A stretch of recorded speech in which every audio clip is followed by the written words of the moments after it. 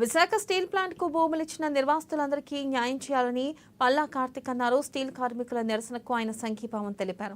ఈ సందర్భంగా ఆయన మాట్లాడుతూ 8,500 మందికి ఇంకా ఉపాధి కల్పించాల్సి ఉందన్నారు.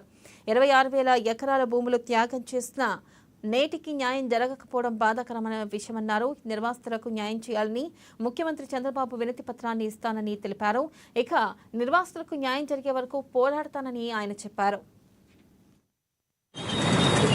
ప్లాంట్ ఎటువైపు వెళ్తుందో, ఒకవేళ ఇన్ కేస్ ప్లాంట్ కానీ సేల్లో మర్జర్ అయితే ఏ కోటా అయితే నిర్వాసితులకి పబ్లిక్ ఎంటర్ప్రైజ్ మన RINL-లోని ఉన్న రీహాబిలిటేషన్ రీసెటిల్మెంట్ పాలసీ ఉంటుందో ఆ పాలసీని కంటిన్యూ చేసి వాళ్ళకి జాబ్స్ అనేవి same as per public enterprise లాగా ఇవ్వాలని కోరుకున్నాం. దాంతోపాటు ఎవరైతే మెడికల్గా అన్ఫిట్ ఉండి ఒక అబోవ్ ఏజ్ లిమిట్ ఉంటారో ఖచ్చితంగా వాళ్ళకి సెటిల్మెంట్ కింద నియర్లీ అబౌట్ 1 crore కాంపెన్సేషన్ ఇవ్వాల్సిన కోరుకున్నాం. ఎందుకంటే 2029 సెన్సస్ ప్రకారం చూస్తే ఇప్పుడు యువతరం రన్ అవుతుంది. 2029 అయిపోయిన తర్వాత 40 అయిపోతే యువతరం ఉండరు. ఎందుకంటే లైఫ్ స్పాన్ తగ్గిపోతుంది. ఈరోజు 60 years కాదు 50 years వస్తేనే ఓల్డ్ ఏజ్కి దగ్గరలో ఉంటున్నాం. మరి అలా కూడా న్యాయం చేయాలి కదా సార్. ఎందుకంటే ఇలాంటి గాజువాకలోని కాస్ట్ ఆఫ్ లివింగ్ పెరిగిపోతుంది.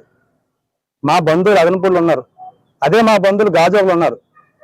వీళ్ళు ఏ షాపింగ్ మాల్స్ లో పనిచేస్తే మాకు చూడడం బాగుంటుందా మీరు చెప్పండి. ఎందుకంటే మాతో కలిసిమెలిసి ఉండేవాళ్ళు బిలో ప్రావర్టీలోకి వెళ్ళిపోయింది అనుకోండి, మేము చూసి ఆనందించినాం.